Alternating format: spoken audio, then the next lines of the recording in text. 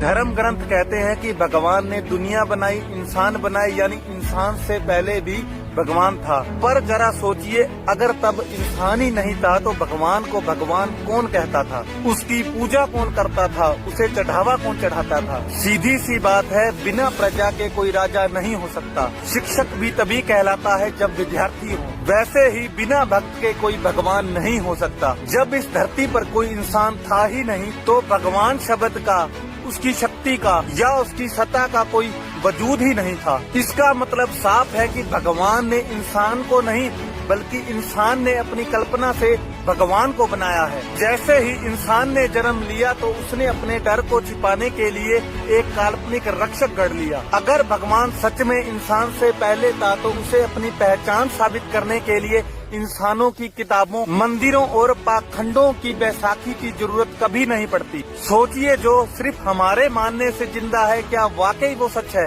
आपका इस पर क्या सोचना है, कमेंट्स में जरूर बताएं। हनुमान जी ने बचपन में सूर्य को निगल लिया था, तो फिर एक छोटा सा सवाल है, अगर सचमुच सूर्य को निगल लिया था तो अंधेरा सिर्फ भारत में हुआ था या पूरी दुनिया में? अगर पूरी दुनिया में हुआ था तो क्या दूसरे देशों को भी इस बात का पता है? क्या दूसरे देशों के इतिहास या प्राचीन अभिलेखों में इसका कोई प्रमाण मिलता है? वहां के लोग तो इस बात को जानते भी नहीं हैं। और अगर सिर्फ भारत में अंधेरा हुआ था तो फिर सूर्य बाकी दुनिया में कैसे चमकता रहा? बताया जाता है कि महाभारत के युद्ध में 1 अरब 66 करोड़ 20 लाख लोग मारे गए थे, लेकिन ये समझ में नहीं आता कि 5000 साल पहले पूरे विश्व की जनसंख्या सिर्फ 5 करोड़ थी। तो आप ही बताइए कैसे मुमकिन है? अभी लोग पूछते हैं किसी भी धार्मिक बुक में डायनासोर का जिक्र क्यों नहीं है। भाई, डायनासोर का जिक्र इसलिए नहीं है क्योंकि जब तक वैज्ञानिकों ने डायनासोर की खोज करी तब तक सारे धर्म ग्रंथ लिख चुके थे।